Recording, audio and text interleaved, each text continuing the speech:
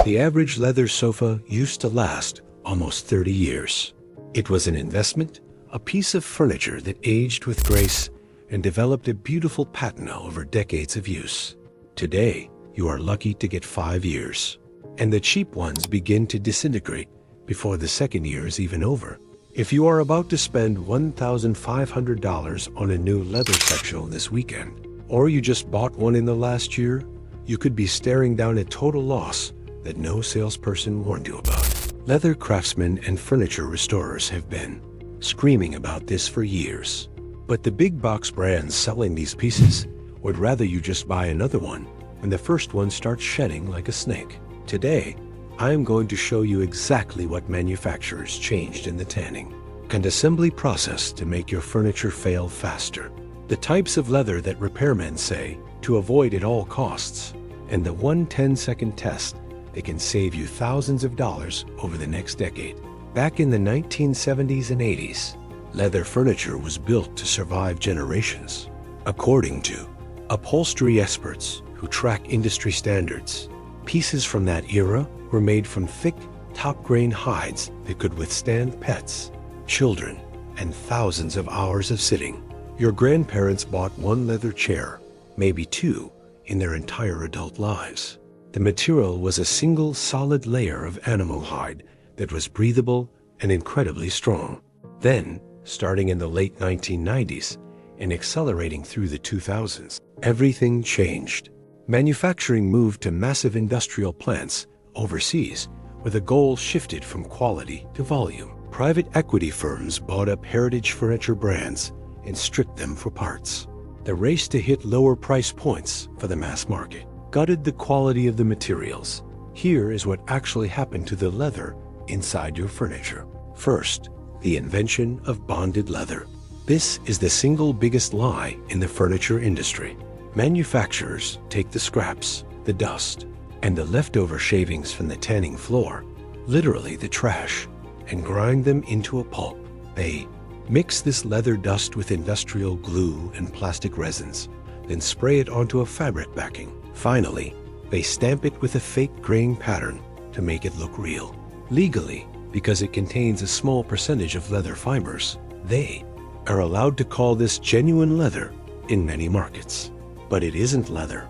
It's a leather-flavored sticker. Within 3 to 4 years, the glue breaks down, the plastic dries out, and the surface begins to peel away in giant, ugly chunks. You cannot fix it. You cannot patch it. When bonded leather fails, the sofa is headed for the landfill. Second, the genuine leather trap. Most consumers think genuine means the real deal. In the leather world, it is actually a grade of quality, and it is one of the lowest. Genuine leather is often made from the split or the bottom layer of the hide after the top. Durable part has been shaved off for high-end goods. It lacks the natural fiber structure that gives leather its strength. To make it look good, manufacturers heavily coat it with polyurethane paint. It feels like plastic because you are sitting on plastic. Third, the backing materials. Manufacturers quietly replaced the heavy-duty webbing and kill-dried hardwood frames with particle board and thin polyester mesh. When the frame flexes, the cheap leather substitutes can't handle the tension and they tear at the seams. A study on consumer goods durability found that the average lifespan of entry-level upholstered furniture has dropped nearly 50% in the last 20 years. No other furniture category has seen a decline this sharp.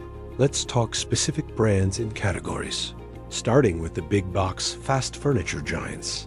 In the last decade, thousands of reports have surfaced of consumers buying beautiful-looking sectionals from major retailers, only to have them molt within 24 months. One family in Florida reported that their $2,000 leather sofa began peeling so badly that their children were inhaling the plastic flakes. When they called the store, they were told that surface peeling is considered normal wear and tear and isn't covered by the warranty. This is the standard response. Beyond the peeling, repair professionals consistently flag these mass-market brands as the least repairable. Because the material is a composite, you can't use traditional leather dyes or fillers. If a cat scratches, A bonded leather sofa. It's a death sentence for the piece. Next, the mid-tier brands that used to be the gold standard. Many of these names still carry the prestige of the 1950s, but the machines and materials inside have changed. Your parents probably had a sofa from one of these brands that lasted 20 years. But today, the price-to-durability ratio has plummeted. The name on the tag is the same, but the hide is thinner, the chemicals used in the tanning are harsher, and the lifespan is a fraction of what it once was. Then there's the budget tier found on major online marketplaces. These are priced incredibly low, often under $800 for a full sofa. They perform exactly as the price suggests. Common complaints include leather that smells like a chemical, factory, cushions that go flat in 6 months, and surfaces that crack the first time the heater turns on in the winter. You've just rented TrashDot, and here's the pattern that ties them all together. Nearly every major manufacturer now uses leather match or bonded materials on the sides and back of the sofa to save money, even if the seats are real leather. The problem is that these two materials age at different rates. The real leather might stay intact, but the sides will start peeling and cracking, making the entire piece look like it was pulled from a wrecking yard. Quick question before I show you the brands and types of leather that are actually worth buying. Drop a comment right now.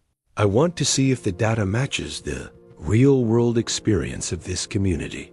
If the majority of the market is selling a lie, what can you actually buy? Here are the 3 things you need to look for, and the brands that furniture restorers actually recommend.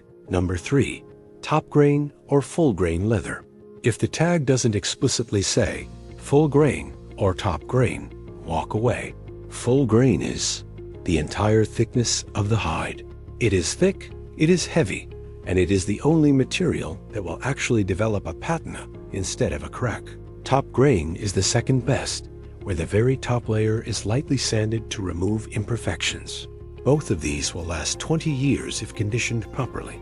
Number 2 is the 10-second test. When you are in the showroom, do 3 things. If it feels cold and perfectly smooth like a car dashboard, it's plastic. Second, the scuff test. Take your fingernail and very gently scratch an inconspicuous area. On bonded leather, the scratch will leave a permanent mark in the plastic coating. Third, the smell test. Real leather smells like earth and skin. Look for Buy It for Life. Brands like Hancock and Moore, Smith Brothers of Bern, or Bradington Young. These manufacturers are the speed queens of the furniture world. They still use 8-way hand-tied springs, kiln-dried maple frames, and American or European full-grain hides. Yes, a sofa from these brands will cost you $3,000 to $5,000, but when you calculate the cost over 30 years, you are paying $100 a year for a masterpiece. Compare that to the budget $1,200 sofa that you have to replace every 4 years. The expensive option is actually 3 times cheaper in the long run. Here is the rule of thumb that leather experts use, and I want you to remember this one line. If the price is too good to be true, you aren't buying leather. You're buying a plastic coating that's destined for the landfill. Check the grain. Check the back of the sample. It will peel. It will fail. And here's what smart buyers are doing. A 20-year-old high-end leather sofa is often higher quality than a brand new one from a big box store. Spending more upfront for real quality beats spending $1,500 every few years on a disposable lie. The bottom line, your furniture was designed to rot, but you don't have to fall for it. Check the grain. Check the tag. That is it. If this saved you from a $1,500 mistake, subscribe, because next week I'm covering mattresses, and that industry is even more deceptive. Don't miss that one.